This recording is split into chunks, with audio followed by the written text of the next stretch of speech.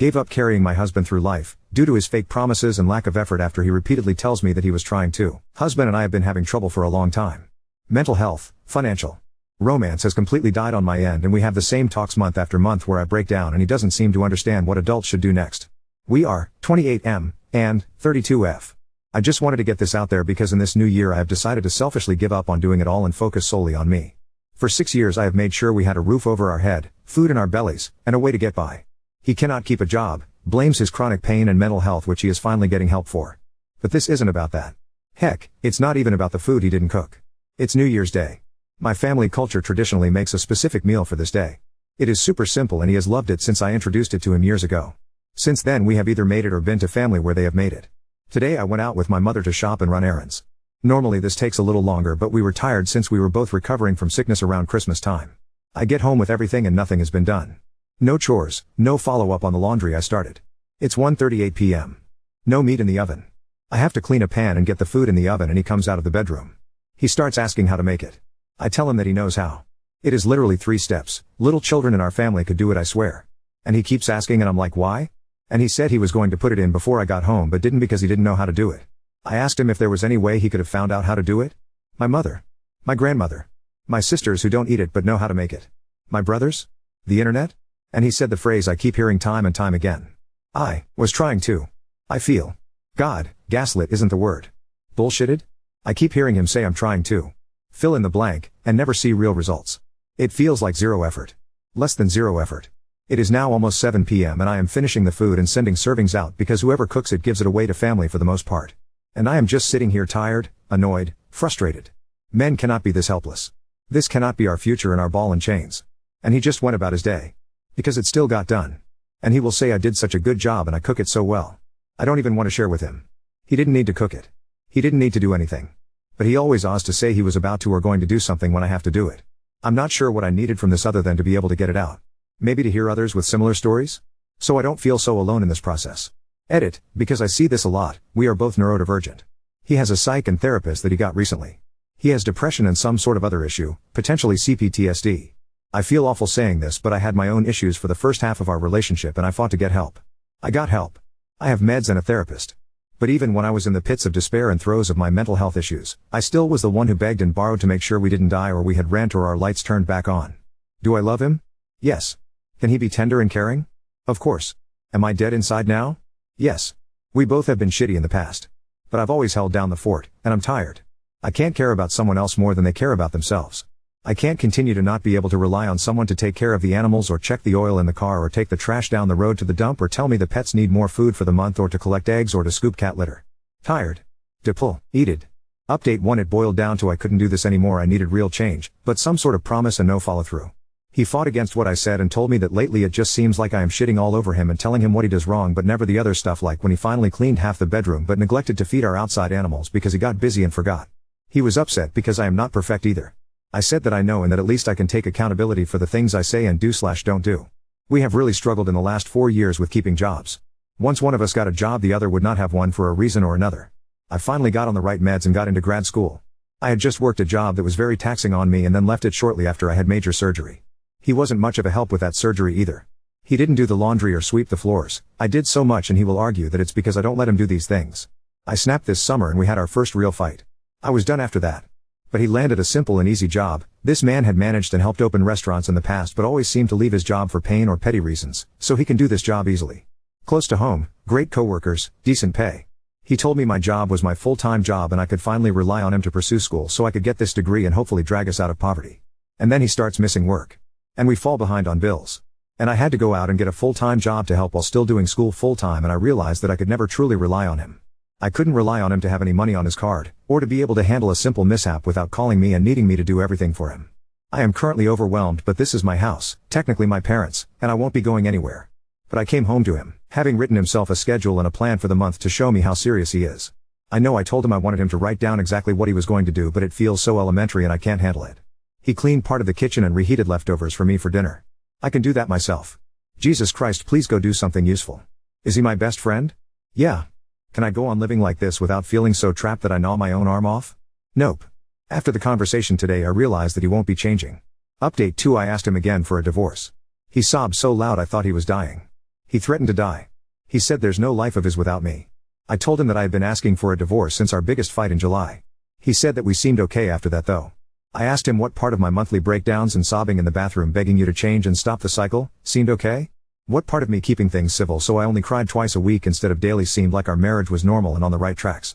He was supposed to drive back to his home state weeks ago. He agreed. He said whatever made me happy. Then he said his therapist said I was wrong and what about his insurance issues and I'm abandoning him and he has nothing.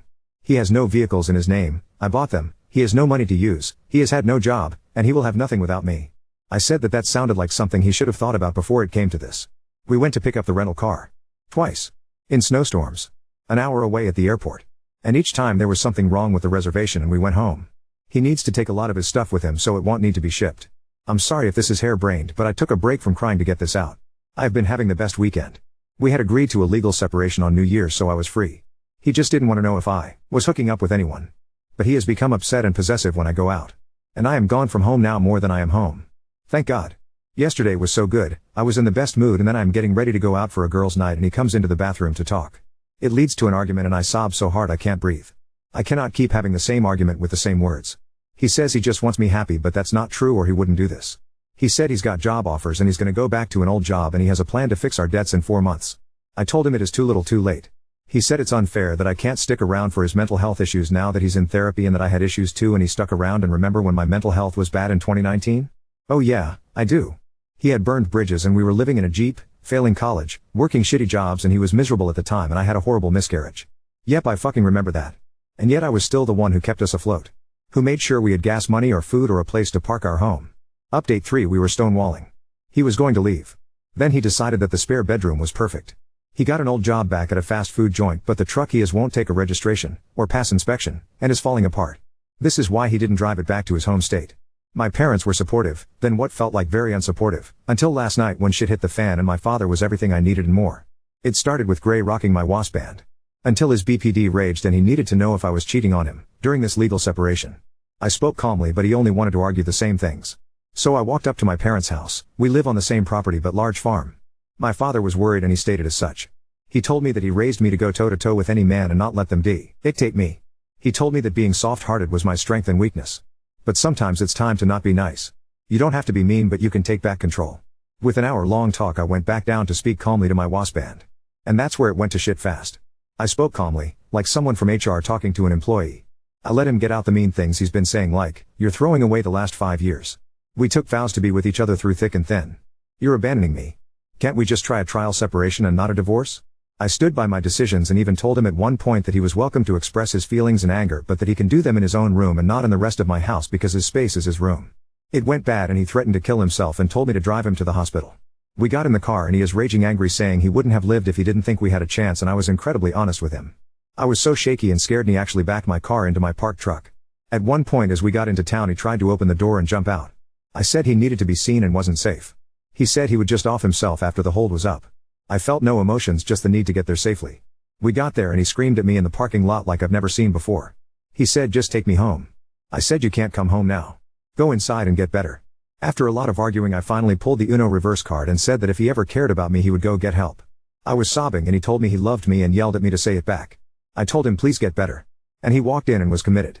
My father stopped me before I left for work this morning and told me that now was my chance. HW didn't want him there and was worried. And so I called my wasp band's mother and left a message to talk tonight. When that 72-hour hold is up he is going home to his home state with his parents or best friend. There is no other option. I purged my feelings last night in a ridiculous roller coaster and now. Update 4 he found my posts. He has known my username I guess and went to send me something, and saw it all. I am also very sorry for not updating you guys in a whole month. A lot has happened. A lot of good has come of this. I am at peace and I hope that by the end of this you will feel it too. When he got committed I didn't want to see him. The people in my family were telling me that this was the time to drop bait and run. To leave him completely alone and let him figure things out. I had a lot on my plate already. But he was my best friend for years. I did care. So I answered the phone when he called. When they were going to send him hours away for a bed but then one opened up upstairs. And I brought him clothes and books. And then I stopped in during visiting hours. And we cried. And we hugged. And we apologized and took the 2 hours allowed to break down what happened. What went wrong? Where we go from here? I saw my best friend again. Scared, sick, alone. And I told him I was still there for him. He wasn't the man I knew years ago. He had changed so drastically and we took a walk down memory lane to see where and when things shifted. He's sick. Mentally he has so much to fight against to get back to normal. And I am more glad than ever to have pushed him to the brink and forced his hand at getting help. His meds were dropped and he got 2 new meds which have done wonders. Is he fixed? No. Is he in strong therapy and on good meds with the hopes that he can regain his life? Yes. So when he was released almost 3 weeks ago, I picked him up, we went to Chipotle, complained about the cost of guac, stopped to see his friends, and came home. He spent 3 days here and the first day was good. The other 2 were power struggles where he couldn't seem to find a good space where we weren't sexually together. But we're still close. He struggled to pack his things and I wasn't home the night before he left, which was really hard on him, but I drew that boundary. We picked his friend up from the airport Saturday night and they rented a car. They left early Sunday morning and I couldn't go home right away. It felt cold, empty, like it wasn't my home anymore. And so my new life has begun. I went on dates, and I traveled a bit. I spent some money on myself without guilt, and I saw myself looking and feeling better. I still talk to my STBX nearly every day. He has our dog and I have the cats. We video chat and it's like talking to my old best friend. He's finding a part-time job and he's reconnecting with his friends and family. We are both healing. I have had to draw a couple of hard boundaries with him recently, but he has respected them and we have continued being just friends.